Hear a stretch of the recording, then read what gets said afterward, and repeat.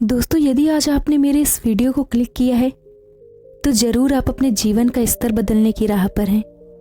यदि आपको 1% का भी विश्वास हो कि आपका सबकॉन्शियस माइंड आपकी ज़िंदगी बदल सकता है, तो उस 1% के विश्वास को सही भोजन खिलाकर उसे बड़ा कीजिए। और मैं दावे के साथ कह सकती हूँ कि आपका जो भी लक्ष्य होगा, आपका जो भी सपना होगा, उसे पाने में आप जल्दी ही सफल हो पाएंगे। दोस्तों, सबसे पहले बड़ी आसान भाषा में समझते हैं कि आखिर अवचेतन मन होता क्या है। अवचेतन मन अर्थात दिमाग का वो भाग जो अधिकतर सोया हुआ रहता है, और ये मन किसी भी बात का विरोध नहीं करता, ना ही कोई सवाल करता है। बस वो आपके विचारों को सच करने का काम करता है। इसको समझने के लिए चेतन मन के बारे में जानना आवश्यक है। सरल भाषा में कहूँ तो मन के दो हिस्से होते हैं, एक चेतन जिसको हम तार्किक मन भी बोलते हैं। आप ये जो वीडियो देख रहे हो, जो कुछ भी आप सोच रहे हो, किसी भी चीज़ों का आकलन कर रहे हो, ये सारे काम आपका चेतन मन करता है। और आपके दिमाग का दूसरा हिस्सा होता है अवचेतन मन, जो तब तक सोया रहता है जब तक आप जागे हैं तथा मन को सोचने या कुछ और काम में व्यस्त रखे हैं। एक आम इंसान का सबकॉन्शियस माइंड अक्सर सोते समय ही जागता है। दिन भर आपने जिन बातों पर अधिक बल दिया, उसे रियलिटी में लाने के लिए वो काम करने लगता है। अवचेतन मन सोचने का काम नहीं करता, वो तो बस आपके सोचे गए विचारों को सच करने का काम करता है। इसलिए तो कहते हैं, जैसा सोचोगे वैसा ही बन जाओगे। बहुत ही आसान और आध्यात्मिक भाषा में समझाऊं तो ये बहुत सरल हो जाएगा। हम जिस ईश्वर की संतान हैं, उसकी सारी शक्तियां हमारे अंदर हैं, बस ये सोई हुई अवस्था में है और हम इन शक्तियों से अनजान हैं। यही शक्तियों को उजागर करने का काम हमारा अवचेतन मन करता है। हेलन किलर, जो कि अपंग होने के बावजूद भी एवरेस्ट पर चढ़ गई, कैसे? उत्तर है अवचेतन मन को अपने बस में करके। कुछ साल पहले एक सत्य घटना पढ़ी थी कि एक बच्चा जो ना जाने कैसे एक स्थान पर खड़ी ट्रक के नीचे आ गया। उसकी माँ ने मदद के लिए बहुत आवाज लगाई, किंतु आसपास कोई नहीं था। फिर उस मामूली सी महिला ने अकेले ट्रक को उठा लिया तथा अपने बच्चे को बाहर निकाल लिया। कैसे? सिर्फ और सिर्फ अवचेतन मन की शक्ति के द्वारा। दोस्तों, अवचेतन मन को यूज करने से पहले उसे समझना अति आवश्यक है।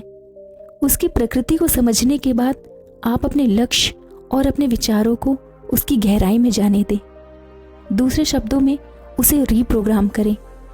अब सबकॉन्शियस माइंड को कैसे जागृत करें, आइए समझते हैं। अपने सबकॉन्शियस माइंड को जागृत करने के लिए उसे पहले गहराई से समझना होगा। आजकल बहुत सारे लोग इसे प्रयोग करने की कोशिश करते हैं, किंतु वह असफल हो जाते हैं। कारण ये है कि उन्होंने आज तक इसे समझा ही नहीं। उदाहरण के लिए, यदि आप अपने क्रोध करने की आदत या किसी भी बुरी लत से छुटकारा पाने की सोच रहे हैं, तो वो कुछ दिनों तक तो बनी रहेगी।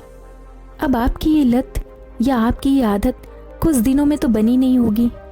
इस लत को बनने में समय लगा होगा, तो इसे छुड़वाना भी आपके लिए थोड़ा मुश्किल होगा।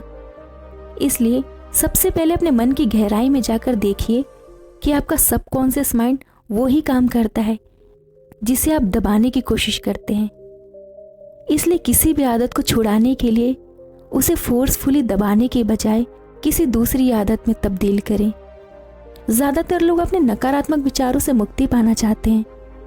आप यदि अपने जीवन में पीछे जाकर देखेंगे तो आपको जिस काम के लिए मना किया गया है वही करने की उत्सुकता सबसे ज़्यादा होती है। ऐसा इसलिए होता है क्योंकि मन का स्वभाव ही चंचल है, उसे नई चीज़ करने या सीखने में अच्छा लगता है। इसलिए आपको सबसे पहले अपने मन को ये विश्वास दिलाना होगा कि आप विचारों को दबा नहीं रहे, बल्कि उन्हें स्वीकार कर रहे हैं। जिस भी चीज़ के बारे में अगर आपने ये सोच लिया कि मुझे ये नहीं सोचना है, आपका मन बार बार आपका ध्यान उसी जगह लेकर जाएगा। इसलिए सबसे पहले ये सोचना बंद करें कि मुझे ये नहीं करना है। जिस दिन आपने वो चीज़ स्वीकार कर ली, फिर आपके मन को ये समझना ही पड़ेगा कि आप इस विचार को बदलना चाहते हो। स्वयं के साथ तर्क करके आपको अपने चेतन मन को शांत करना होगा। जब चेतन मन शांत होता है, तभी आपका सबकॉन्शियस माइंड जागेगा, और यही समय है जब आपके अवचेतन मन में नए विचारों को बीज डालने का। आपके अवचेतन मन को सक्रिय करने के लिए चेतन मन का शांत होना अति आवश्यक है। आप खुद ही विचार करके देखिए कि आपका मन कब कब शांत होता है। जब भी आपको सही समय लगे उस वक्त आप अपने विचारों पर सोचना शुरू करिए। चलिए मैं आपको 2 सही समय का सुझाव देती हूँ। यदि आपने कम से कम 21 दिन तक इस समय का सही प्रयोग किया तो सफलता जल्दी ही मिलेगी। सोते समय अपने उन विचारों के बारे में सोचना शुरू करें जिसे आप सच करना चाहते हैं। मान लीजिए आपको नौकरी में प्रमोशन चाहिए, तो सोते समय आप ऐसा महसूस कीजिए कि आपको प्रमोशन मिल गया है। आप अपने मन में सोचकर देखिए कि लोग आपको कैसे मुबारकबाद दे रहे हैं, आप उस क्षण को कैसे महसूस कर रहे हैं, और इसी विचार के साथ सोने की कोशिश कीजिए। यही वो समय है जब चेतन मन शांत और अवचेतन मन जागृत हो रहा होता है। यदि आप अपने विचारों को नींद के साथ मिलने देते हैं तो अवचेतन मन को एक विचार मिलता है और वो उसी विचार को सच करने में जुट जाता है। अब दोस्तों दूसरा समय है सुबह सोकर उठने से लेकर 10 मिनट तक का समय। इस समय भी आपका चेतन मन काफी शांत रहता है। आप अपने उन्हीं विचारों को सोचना शुरू करें जो आपने रात को सोचा था। आप पाएंगे कि दिन में जब भी आपको समय मिलेगा आपका चेतन मन स्वयं उन विचारों के बारे में सोचने लगता है। ऐसा इसलिए होता है क्योंकि आपका विचार अवचेतन मन की गहराइयों में जा चुका है और 21 दिनों में वो विचार आपका वर्तमान बन जाएगा। दोस्तों इस संसार में जो जो चीज़ें उत्पन्न हुई है उसकी कल्पना कभी न कभी किसी न किसी व्यक्तियों के द्वारा हुई है।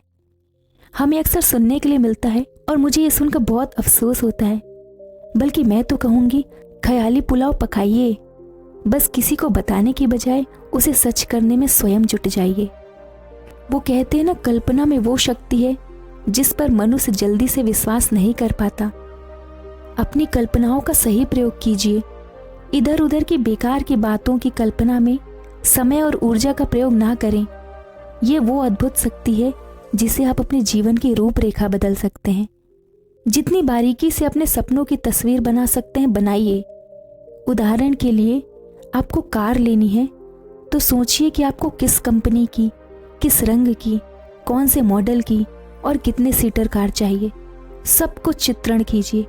सबकॉन्शियस माइंड तस्वीरों को जल्दी स्वीकार करता है और उन्हें सच करने में लग जाता है। ये सब काम आपको किसी ऐसी जगह पर करना है जहां आप बिल्कुल अकेले हों, जहां बैठकर आप अपने स्वयं से बात कर सकें। अपने लक्ष्य को हासिल करने के बाद आपके जीवन में जो भी परिवर्तन आएगा उसे महसूस करें। आपके बात करने का तरीका कैसे होगा उस तरीके से बात अभी से करना शुरू करें। उदाहरण के लिए आपका प्रमोशन होने के बाद जब लोग आपको बधाइयाँ दे रहे होंगे तो आप उनसे क्या कहेंगे। अब शीशे के सामने बैठकर उन्हीं वाक्यों को वर्तमान में दोहराइए। दोस्तों आपकी सफलता की चाबी आपके हाथों में है। जब तक आप उसमें विश्वास नहीं करेंगे वो सच नहीं होगा। इसलिए जब आप स्वयं को उस रूप में देखते हैं तो आपके सबकॉन्शियस माइंड को यकीन होने लगता है कि ये ही सच है, यही आपका वर्तमान है और वो आपको आपकी मंजिल तक पहुंचने का रास्ता बताने लगता है। दोस्तों अवचेतन मन को जगाने का एक नायाब तरीका ये है कि अपने लक्ष्य की पूर्ति के बाद आपके जीवन में जो भी परिवर्तन आएगा उसे आज से ही जीना शुरू कर दें। इससे फर्क बिल्कुल नहीं पड़ता कि आपने लक्ष्य प्राप्त किया है कि नहीं, लेकिन लक्ष्य प्राप्त करने के बाद की जिंदगी को आपको अभी से जीना शुरू करना पड़ेगा। उदाहरण के लिए आप कैसे कपड़े पहनेंगे, किस तरीके से चलेंगे, किस तरीके से बात करेंगे, अपनी जो भी नई पहचान बनाना चाहते हैं उसे आज से ही एक्ट करना शुरू कर दें।